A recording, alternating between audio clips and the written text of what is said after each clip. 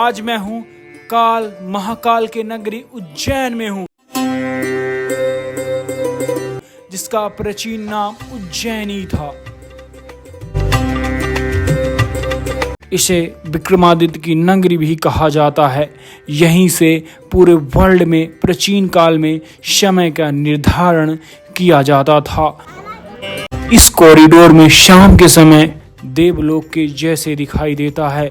Mahakal corridor देश का पहला ऐसा धार्मिक कैंपस है जो पौराणिक सरोवर रुद्र सागर के किनारे बनाया जा रहा है। ये आप देख रहे हैं मेरे सामने है रुद्र सागर, और ये दोस्तों एक समय पे ऐसे था कि पूरा पानी इतना गंदा था, और यहाँ की जो सरकार गवर्नमेंट है महाकाल के द्वारा जो घरों से नाले के द्वारा घर का पानी सीधे इसमें बहाया जा रहा था, उसको एक तो फिल्टर किया गया और उनका या कि नाला चेंज कर दिया गया।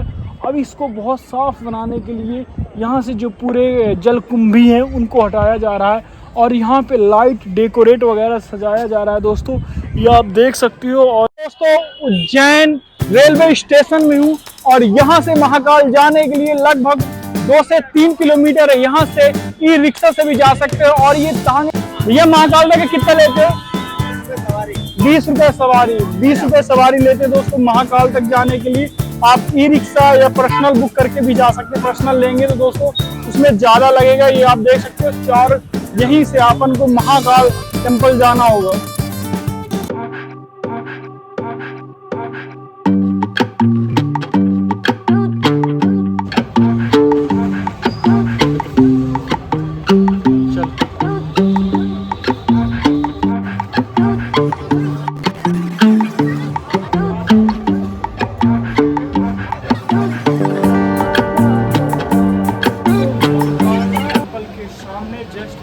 कई ऐसे भोजनालय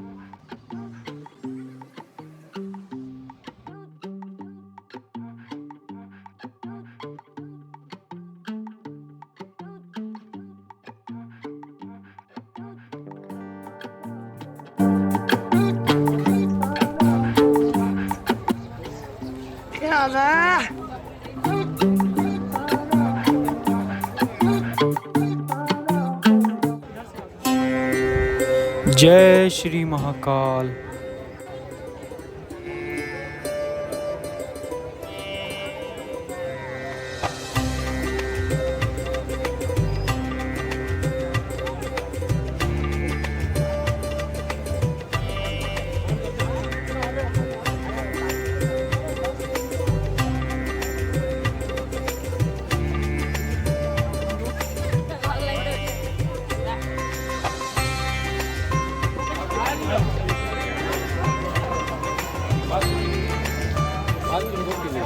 ये आप देख सकते हो, ये शंकर भोले जी विष पी रहे हैं। पौराणिक कथा के अनुसार एक समय देवता और राक्षस दोनों ब्रह्मांड में सबसे शक्तिशाली बनना चाहते थे।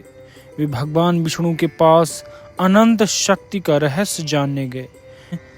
भगवान विष्णु ने सुझाव दिया कि देवता और राक्षस दोनों मिलकर क्षीर सागर का मंथन करें, जिससे अमृत निकलेगा जो शक्ति और अमरता को प्रदान करता है। इस मंथन प्रक्रिया को समुद्र मंथन कहा गया, लेकिन सागर मंथन करने के लिए एक मथनी और एक मजबूत रस्सी की आवश्यकता थी। मथनी के लिए विशाल मंदरांचल पर्वत को चुना गया और शक्तिशाली सांप वासुकी को रस्सी की तरह इस्तेमाल किया गया। भगवान विष्णु ने विशाल कछुए का रूप अवतार धारण किया और पर्वत को अपने पीठ पर सहारा दिया। भगवान विष्णु का यह अवतार सभी तैयारियों के साथ देवताओं और राक्षसों ने मंथन शुरू किया। देवताओं ने वासुकी की पूंछ पकड़ी और राक्षसों ने सिर। जैसे जैसे वे मंथन करते गए, सागर से कई अद्भुत चीजें निकलने लगी। सभी इच्छाओं को पूरी करने वाली कामधेनु गाय, कल्प वृक्ष जिसे इच्छा पूर्ति वृक्ष भी कहा जाता है, फिर कीमती रत्न, कौसुंभ और धन की देवी लक्ष्मी प्रकट। मंथन के दौरान एक के बाद एक मूल्यवान चीजें निकल रही थी कि तभी समुद्र से एक भयंकर विष हलाहल प्रकट हुआ। यह विष इतना खतरनाक था कि यह पूरे ब्रह्मांड को नष्ट कर सकता था। देवता और राक्षस बहुत चिंतित हो गए और भगवान शिव से मदद की प्रार्थना की। भगवान शिव ने असीम करुणा दिखाते हुए ब्रह्मांड को बचाने की जिम्मेदारी ली और सारा विष खुद पी गए। विष से उनका गला नीला हो गया, जिससे उन्हें नीलकंठ नाम दिया गया। अंत में अमृत से भरा कुंभ यानी घड़ा प्रकट हुआ। इस अमृत कुंभ को पाने के लिए देवताओं और असुरों में 12 दिनों तक लड़ाई चली। उस लड़ाई और खींचातानी के दौरान अमृत कुंभ से 4 बूंदें 4 अलग अलग जगहों पर गिर गई।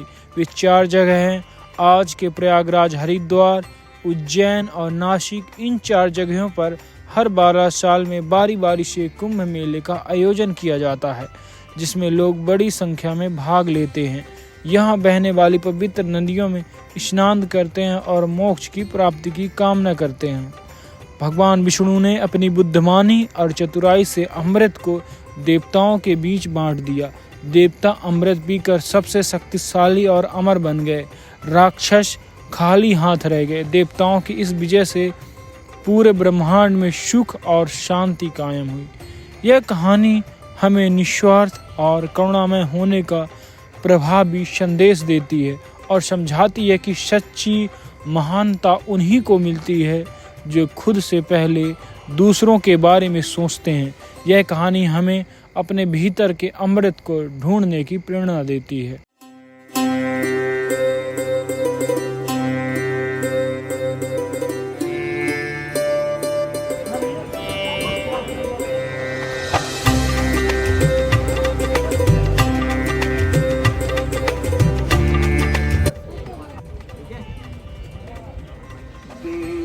दोस्तों, यहाँ पे वर्चुअल दर्शन कराया जाता है भस्म आरती से लेकर पूरे महाकाल। शायद भी अब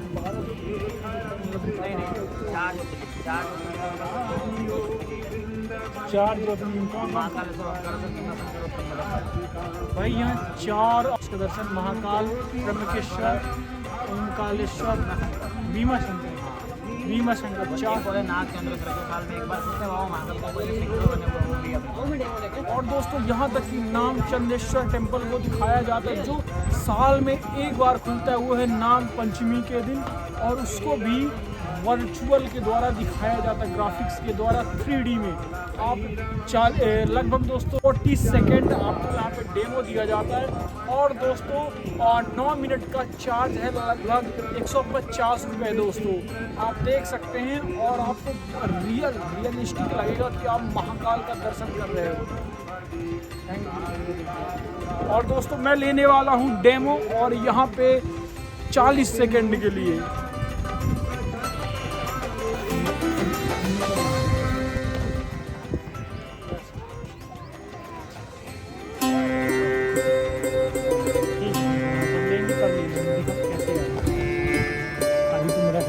काम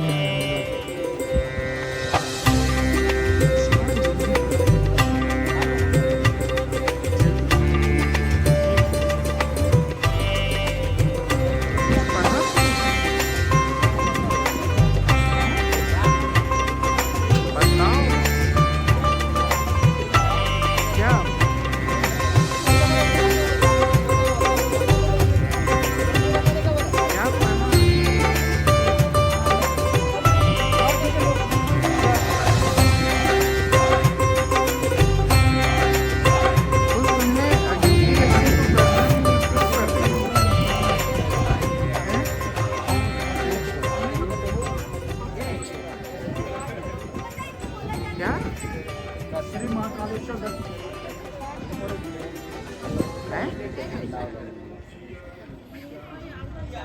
यार लाइटिंग कितने हो रही जा रही हो? नहीं, रुक जाओ भाई, ये तो रियल लग रहा है यार।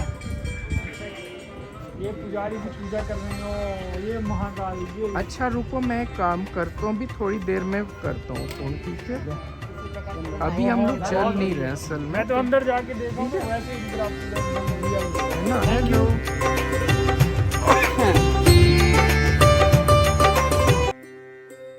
ये जो दोस्तों आप देख रहे हैं ये सप्त ऋषि है।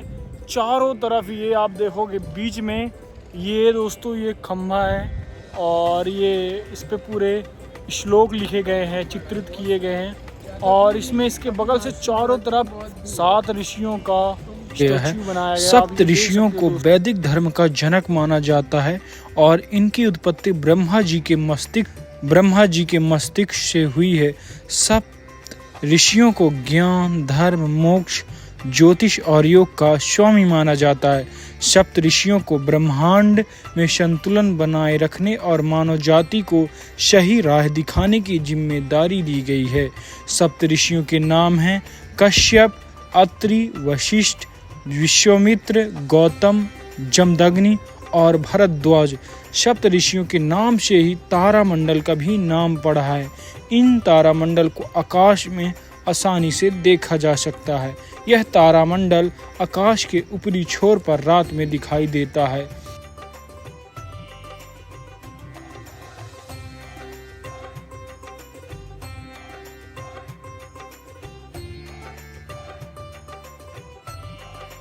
दोस्तों, महाकाल कॉरिडोर में ये ब्रह्मा, विष्णु और महेश की तीनों स्टैचू एक साथ बनाई गई है।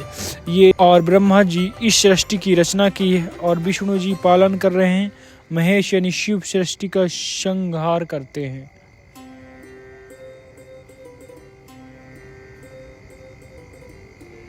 भगवान शिव की बारात में भूत, प्रेत, देव, दानव, किन्नर, यक्ष, वृक्ष और असुर गण और पवित्र माताएं भी शामिल थी। साथ ही सप्त ऋषि और सभी ऋषि मुनि भी इस बारात में शामिल थे। उसी स्टैच्यू को ये दोस्तों बनाया गया है।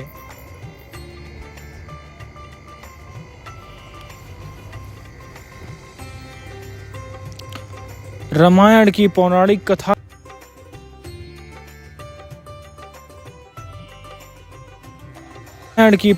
कथा के अनुसार रावण न केवल भगवान शिव का बहुत बड़ा भक्त था, बल्कि इतना शक्तिशाली था कि उसने एक बार कैलाश पर्वत तक उठा लिया था और उस कैलाश पर्वत को उठा के अपने लंका ले जा रहा था कि मेरे बस में ही शंकर भोले पूरा कैलाश पर्वत रहेगा, अब ये कहीं नहीं जाएंगे।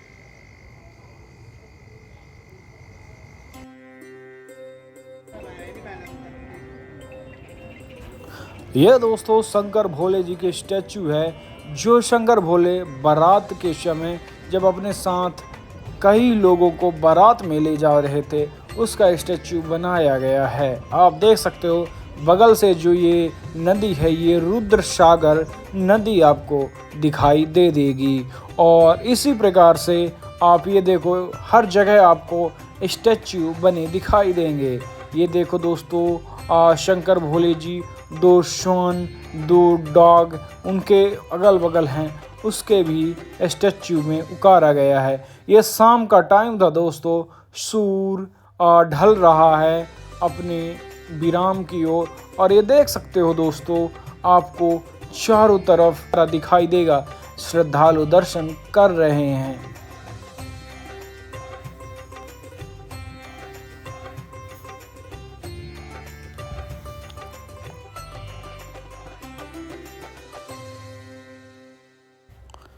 दोस्तों शाम के समय महाकाल कॉरिडोर बहुत प्यारा दिखने लगता है। आप देख सकते हो चारों तरफ लाइटिंग चालू हो चुकी है और कलरफुल, और ये दोस्तों हर जगह आपको गार्डनिंग मिल जाएगा, जो फूल, तुलसी, जड़ी बूटी, शंकर भोले में चढ़ने वाले फूल, बेलपत्र हर जगह आपको लगे हुए दिखेंगे छोटे छोटे पौधे के रूप में। और ये शंकर भोले जी का दोस्तों स्टैच्यू बना है और इसके चारों तरफ फव्वारे भी लगे हुए हैं। ये फव्वारा को शाम टाइम चालू किया जाता है। दोस्तों आप देख सकते हो कितना प्यारा दिख रहा है महाकाल कॉरिडोर।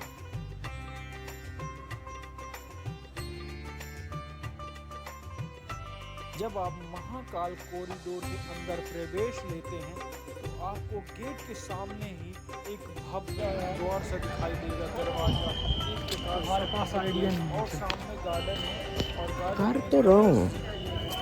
मूर्ति बनी हुई है और आप जब इसे देखते हैं शाम के टाइम बहुत प्यारा नज़ारा दिखाई देता है। आप देख सकते हो दोस्तों ये एंट्री द्वार है और इसके सामने ही जब आप एंट्री लेंगे तो वहाँ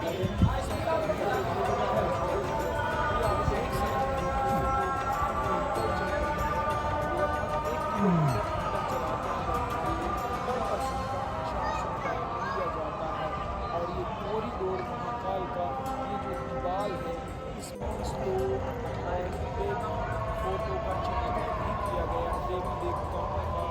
और ये देख सकते हो दोस्तों महाकाल कॉरिडोर में जो लाइटिंग है बहुत अच्छे से मैनेजमेंट की गई है ताकि जो श्रद्धालु देखने आते हैं उनको देखकर एक आनंद की अनुभूति हो, उनको लगे कि हाँ हम घूमने के लिए आए हैं। दोस्तों जब ये महाकाल कॉरिडोर को बनाया जा रहा था तो इसमें लगभग 800 करोड़ लागत में लगी है। इसको ऐसे बनाया गया है कि इसमें दो तरह से बनाया गया। पहला ये कि आप महाकाल के लिए दर्शन करने के लिए आओ और शीघ्र बाहर हो जाओ, और दूसरा महाकाल का दर्शन करने के बाद आप महाकाल कॉरिडोर को घूम सकते हो अपने फैमिली के साथ।